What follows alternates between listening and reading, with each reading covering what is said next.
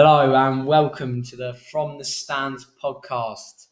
I am your host Louis and I am joined by my co-host Rob G. And today we're going to be going over a couple of little things what we'd normally be trying to do on a podcast weekly, if not every other week, after all the Premier League games have been played, to get our thoughts over the weekend games and opinions on other things in and around the sport.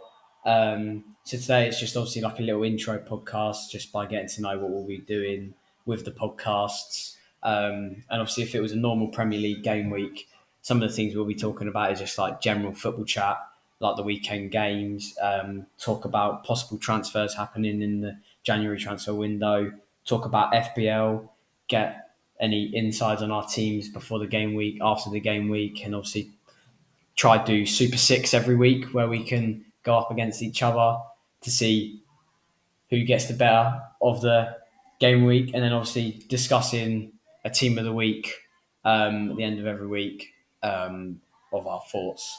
So yeah, that's what we'll probably be trying to do every week, if not every other week, or maybe once a month, or every now and then. So yeah, let's get into it.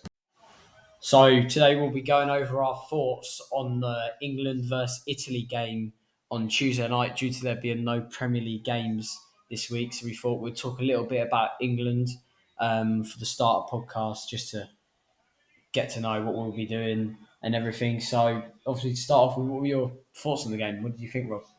I didn't watch the game, so no, just joking. First half was not much to shout about really, and then got into the game, and then thought we showed everything we're capable of. Good attacking football, good goals, and pretty solid at the back. So yeah, good all-round performance. Yeah. About yourself? Well, obviously it's not nice going 1-0 down, is it? Obviously, I thought once they got that first goal, they were going to go on and maybe get a couple more. But we held off and we managed to hold it until the Harry Kane penalty to get it us 1-0 at half time, which was good. And then obviously Southgate's obviously gave them a kick up the bum, and then they come out, started very good. Rashford with his goal, Bellingham, great assist. What a player. Yeah, definitely. Absolute joke, isn't he? England captain. Yeah. And then obviously making a couple of subs, bringing on some more experienced players, and then Harry Kane getting his third. What another amazing goal that was, by the way. But obviously, what are your thoughts on Calvin Phillips? What were your thoughts on him starting? Do you think he should be starting? No. I mean, it's tough, isn't it? Obviously, not playing for Man City this whole season, probably got an average of 10 minutes. Yeah, you put in a performance, still not playing regular for the Prem club, but at the end of the day, he's had such little football. He looks rusty when he plays, in my opinion, and not up to sort of, especially when you play the big boys in European knockout tournaments. You know what I mean? Like, you look at it as well, Rodri's just had a 3-game ban, and obviously he's probably thinking this is my chance. He hasn't even got a look in. They're playing the two new boys, Kovacic and Mateus Nunes. Then you know that you're not. Yeah, especially in the DM role as well, when he was one of the best there when he was at Leeds. And then obviously, speaking about that, he has come out and said in the past couple of days that he wants more game time, and if a move away from Man City is it to get more game time, he said he will do that. It's worked so many players in the past, and at the end of the day, he's not going to progress and develop. Where it currently is. You've got someone like Foden or whatever who he always knows he won't get much time. He knew his time was going to come. Whereas with Phillips, third in line, fourth in line, or whatever his position, it's not. But Southgate just has that thing about, like, he stays loyal to them players like the Maguire, the Pickfords, like the Phillips. Speaking about Maguire, do you think he should be playing? Obviously, I don't know how many minutes he's played for United this season because I don't really watch him that much. Because I think we may be sharing our that will be controversial. We will be getting 11, which not yet. We'll save that to the end. Okay. We've got our starting 11s that we've both picked throughout the past couple of days. I've been locked on. I've had my team ready. Rob's been changing it every 5 minutes. But yeah, obviously, what about Southgate then? Do you think he's the one? How long do you think he'll be the manager for? I'll start off on the positives that he's the first manager to actually unite the country. Yeah. Unite Obviously, players. getting to a final of a. You know, back in the day, before your time, we used to have United players, Liverpool players, not even talking to each other in the dressing room. Yeah. Everyone had their own little tribal sort of groups, and that was it. No one performed up to the level they were capable of. Whereas this is the first time. The whole squad wants to be there, wants to put an England shirt, and proud to do it. And obviously, like the good thing is about him, like he will get a reaction out of players. Like no matter who he plays, like on that front line especially, he knows that like if one of them doesn't have a good game, the other 3 or 4 will. Like I think, speaking about England, that back 4, obviously, once you get that sorted, that's fine. But it's that midfield spot onwards because we have so many options going forward, and in that midfield spot, obviously, it's going to be a lot harder. But I think as soon as he can find that, this is where he's been a lucky manager in the sense he's been blessed with. So obviously, how long do you think he'll be here for then? I reckon. Give him the next major tournament. If he doesn't do that great, then I've got a feeling he might. I think this may be his last tournament. Yeah. He doesn't get, especially if he doesn't. If he doesn't do well, if he doesn't get past the quarterfinals, I think he could be gone one way or another. But then, leading on to that, who's next in line? Who do you think will take over? I'm going to stick it out there. I'm going to go Graham Potter. He's obviously not had a club since Chelsea. Interesting. Cool. Yeah. Not doing anything, and I think he could do the job. He's someone that has been good for young players in the past.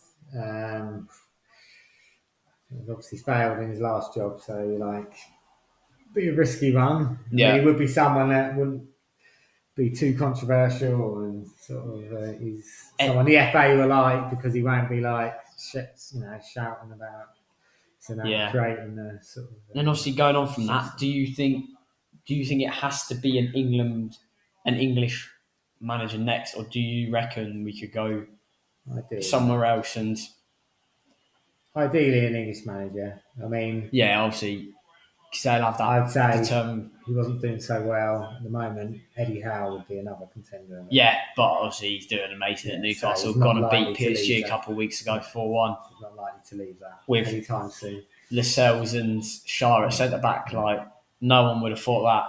No, amazing. What a game that was, by the way. So then, obviously, we were talking about Calvin Phillips and all of these. Who do you think is England's best midfield 3? We have so many players. Obviously, we have starting 11 away. Yeah.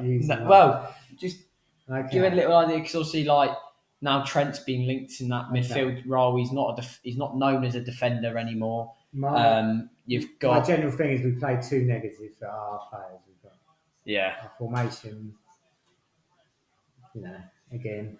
Obviously, I think he's obviously changing it for Bellingham, isn't he? You can't not put Bellingham in that 10. Look what he's doing for Madrid. Yeah, but I think he's capable of being that. He can play anywhere in that midfield. Yeah, he does. 100% England captain. He can tackle. He tracks back. He can create. Nothing, he can get box to box. He's not a one trick. He's got everything about him, and he's a natural leader as well. Yeah, so he that doesn't just the next come and go. Captain. So happens to Kane, whatever. Do you know what I mean? He's next in line for me. Yeah. Even now, to be honest, controversially, I'd give him it now. To be honest. Would you over Kane? As a leader, I think I've got more faith in Bellingham. Yeah, and obviously Kane's not going to be here he's not going to be playing international football many more years. Yeah, so you need to start giving them the opportunities to know what it feels like leading your team at the age of 20 into a big World Cup or Euros. I mean, he captained Dortmund at 19. Do you know what I mean? Yeah. Whatever, 18 even. Do you know what I mean? So, he's got the minerals to do it. So. Yeah. Just going on to the front line, I was watching Rashford when he come on against Australia. Wasn't too pleasing, in my opinion. Okay. I don't think he got into the game from the get-go. Obviously, watching, I know I might sound harsh saying this, but every time he did get the ball, it didn't look like he was going to create or do anything. He just lost it. And then obviously, if you're a sub coming on, if you lose the ball, you want to win it back straight away. You've got to have that determination to go win it back. And obviously, it just looked like he didn't really care because it was a friendly. Australia, though, no one played particularly well. Yeah, that is a pretty poor game. Obviously, played a makeshift team. And they was very negative. If you're playing in that attacking role, and it's start space. Rashford needs space around him. He needs like that crossfield ball from someone to. If they're playing so deep, you got no. Do you know what I mean? But then the obviously, ball to his feet, he's not as. Yeah, I say all this, and then he goes and scores a great goal. He's always got Italy. that. Do you know what I mean? For years and years, he's always got that finishing. Composed under pressure most of the time, and more times than not, actually puts the ball away, which is what we need in big tournaments.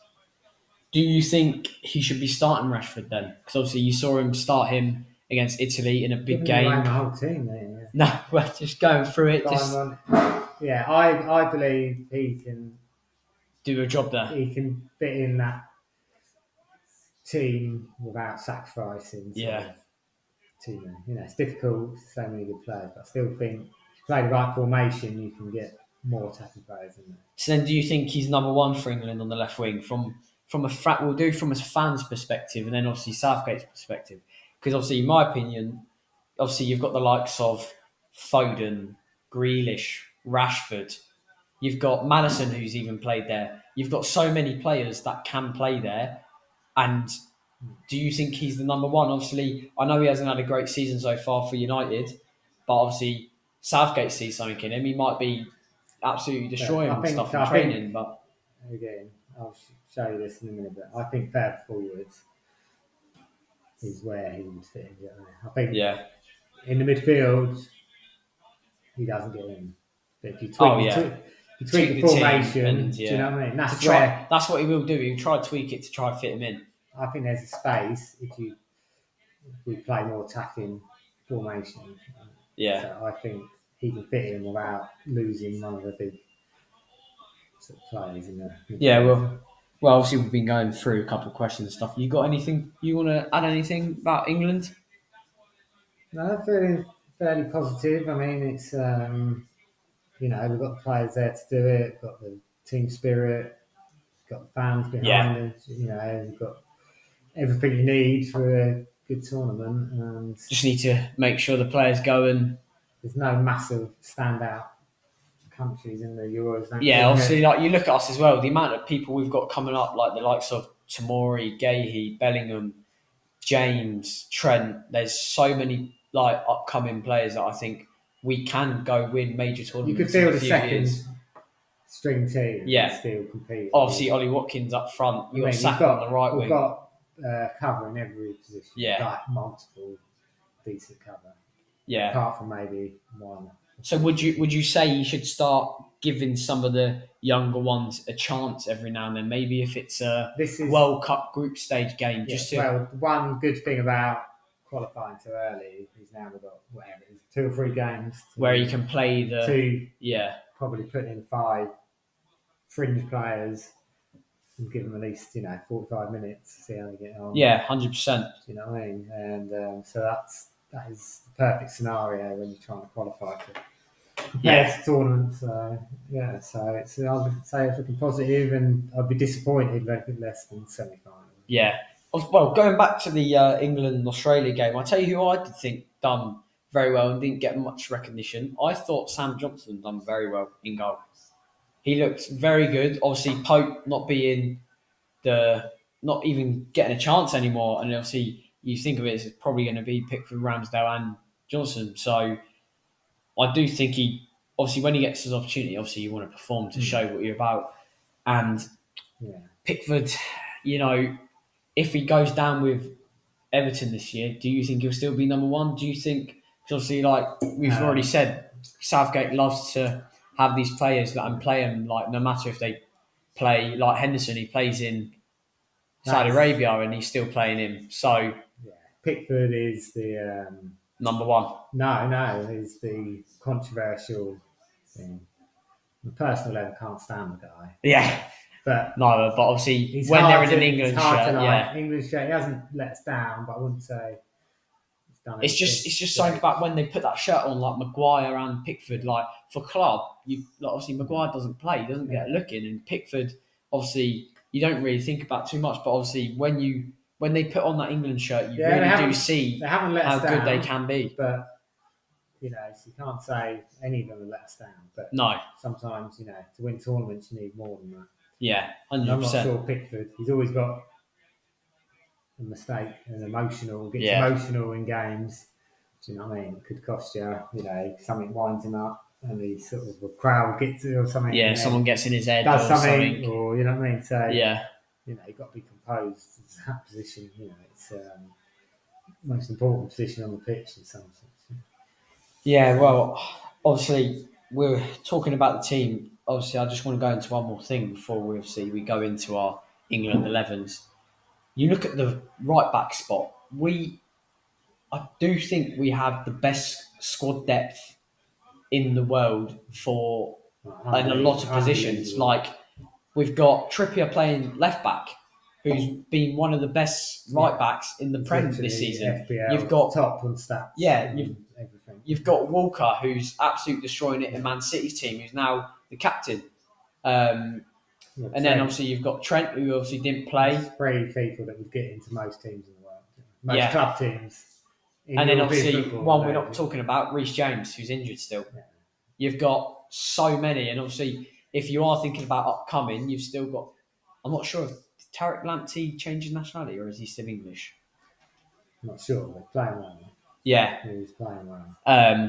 Okay, then obviously because we wanted to keep this nice and short and sweet for the first podcast. Just a quick question. Man of the match, obviously, who do you think it's going to go? I think we're both going to say the same here against Italy. We both know. Yep.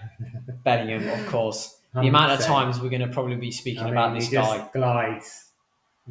It's like he's been at Madrid for 10 years. Every cheat code on he's just walked into that team and just destroyed it. Yeah. No. He's already scored more goals than Ronaldo did in his first 10 games. And it's like, wow. It's absolutely unfair to every other player. Yeah. He's just so good. I mean, every time he gets questioned, Real Madrid, big step up. Because he makes Can he handle it? You've got all that, the crowd, all this.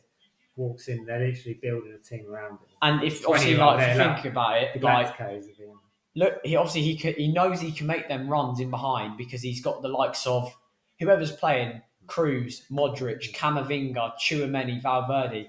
That is probably the best midfield squad depth I think there is, and he knows he can bomb forward and they'll be there to cover him from behind and nothing will get past them. But he's still outshining all those. Yeah.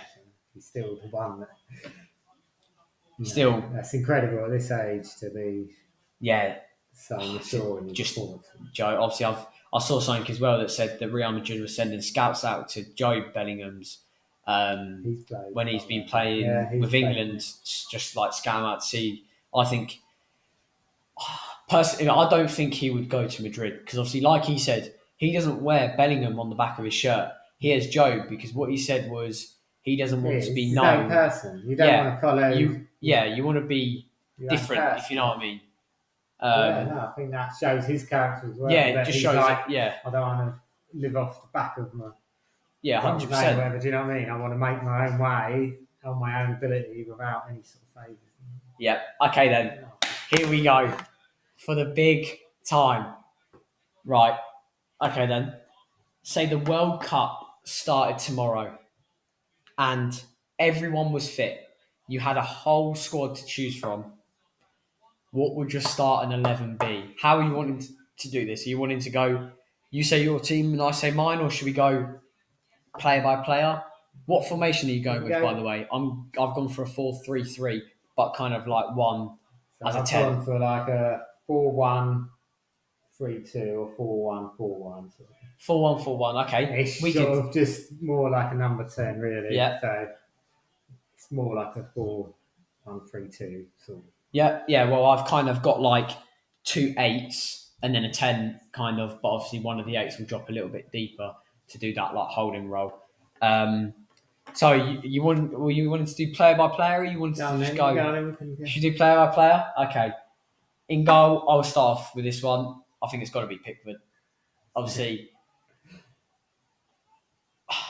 I don't see Ramsdale getting in over him because, like, look, he's not even Arsenal's number one keeper anymore. It's David Raya. He's come in and taken his spot, and Ramsdale isn't even getting a look. Ramsdale was mine, but I agree. I should have. But obviously, it's our own opinion, so that's fine. In hindsight, his confidence is going to be shot. When he's played, he hasn't played as well. Now he's suddenly, he's a lot better distribution than Pickford. So. Okay, so there we go then. First pick, we've both gone different, controversial, but we go in. You want to start right back or left back? Okay, we go right back. Right back, go on then. You've got to bear in mind the whole situation. You can't just shoehorn players in if they're not that position. So I've gone Trippier in his natural position, like that, which was one of my most difficult decisions, just because. But at the end of the day, he's been ripping it up all season. There, he's now going to get quality delivery. He's probably going to get 3 assists in the tournament, set pieces. You know, Walker, love Walker, but he doesn't offer that same thing. You know what I mean? Yeah, fair enough. What about you? So I've kind of picked my team-wise. So I'm thinking who's going to link up with who on what side and what's going to happen. So obviously I'll explain it in more depth when I've said more of my team. But right back, I have gone Kyle Walker. Yeah, no, I think no. Man City, he's been their right back for pretty much the whole season now. He's done amazing, and I think obviously with his pace as well, no matter who, if you're coming up against like Mbappe or someone, you know he's going to beat him in a running race. So that's why I've gone for Walker. No, that's... We'll move over to the left back then. If I say my left back, I'm playing someone out of position. I'm thinking, obviously he played here against Italy. I've gone Kieran Trippier. I think he can do a job there. Yeah, obviously, you know, either side you put him, he will do a job. But my only criticism is, you know, you're sort of making someone not quite as good. You could see he's always wanting to get on his right foot. He's not naturally, like, he does a job, but to win a Euro... That was the spot where I was a little bit... That was probably one of my couple spots where I was a bit... Shaw was my other one, but... On ability, Trippier, but Shaw's just got that natural trying to get down, rather than Trippier always looking to try and get on his sort of right foot, really. Yeah, okay, fair enough. All right, we'll quickly move on to the centre-backs. Your turn. Who have you gone for the 2 centre-backs? Stones, but Dunk as well. Dunk, okay. Just because watching week in, week out, he's got... composed. Dunk, very, very good player. Very experienced as well. That goal line clearance he done. Wow. It's even his passing ability. Long range passing. And he can score a goal. Yeah. Look how tall he is. He's not afraid to get in there. On form wise, you know, Maguire misses out. But at the end of the day, I think, you know, Dunk gives us more. Yeah. Okay, that's fair enough. Obviously, with mine, I've gone... It's maybe a little bit controversial, but I'm thinking this guy, when he come on against Italy, he done very, very well. So obviously I've gone for the same. Stones, right centre-back, and I've gone Gahey, left centre-back. I'm thinking thinking you've got to have a left-footed left centre-back because you can't have a back four who's all right-footed because obviously I've got Trippier there. You need another left-footed, obviously, because Maguire plays there, who's right-footed. You've got Stones, who obviously has played there, who's right-footed. But I do think you need a left-footed centre-back because if they're wanting to receive on their back foot, you know they're going to be comfortable and confident. It'd be a big moment for him. Yeah, so, that's obviously mine. Moving into the midfield. So have you kind of gone with a 3 in midfield? So I've got a holder. Should we just say the 3 midfielders and then do separate for the front 3? Yeah. So I've got Rice holding. Yeah, 100%. Yeah. I've kind of got 2 holdings though. Like 2 8s kind of. Okay. Obviously I've got Rice as well, 100%. Rice is just... So Saka, right? In the midfield? Well, like... Or is it It's like a 4-1-3. Yeah, like 4-1-3-2. Yeah. 4-1-3-2, but so basically Saka, Bellingham in the middle, Foden on the left, just because he can play across the whole sort of Okay. three. And then, it's all about you. So I've kind of gone for a 2 8s or 2 4s, if you want to say. So I've gone with Rice and Trent. Okay. I've gone Trent because this is where I will get into it in a little bit when I say my right winger.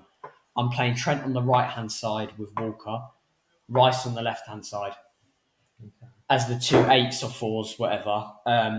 Just obviously his passing range, and it's just unbelievable. He's the best. You look at it like his right. assist, especially for Ollie Watkins' goal against Australia, that first time ball into the box to Grealish. I mean, he would be a nailed-on star if it wasn't for the other right backs in the team anyway. Do you know what I mean? And obviously, I think you've got to, obviously, Walker and Trippier have been amazing, but I do think you've got to get him in there somewhere. And I do think the midfield, because obviously he won't get exposed defensively. Yeah. I do think he will do well there, even if he holds and Rice can go a little bit further forward.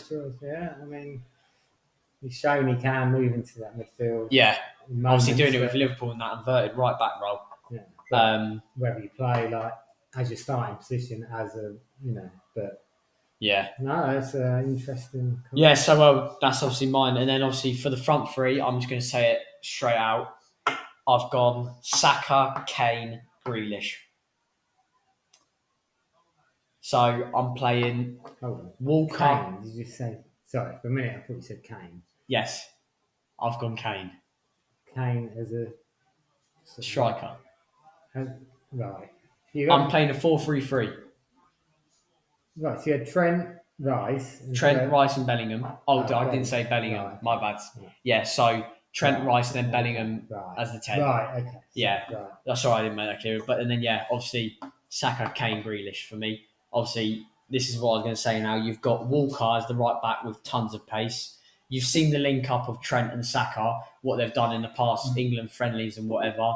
You've seen Trent's got that passing range for Saka to run onto. You've got Walker on them overlaps. And then obviously, if all three of them get forward, you've got Rice that can sit in and cover. I think that right-hand side is deadly, pace-wise and just footballing ability-wise. I don't think you can really... Obviously, you could get better than that, but I think that is very good. That's a decent team.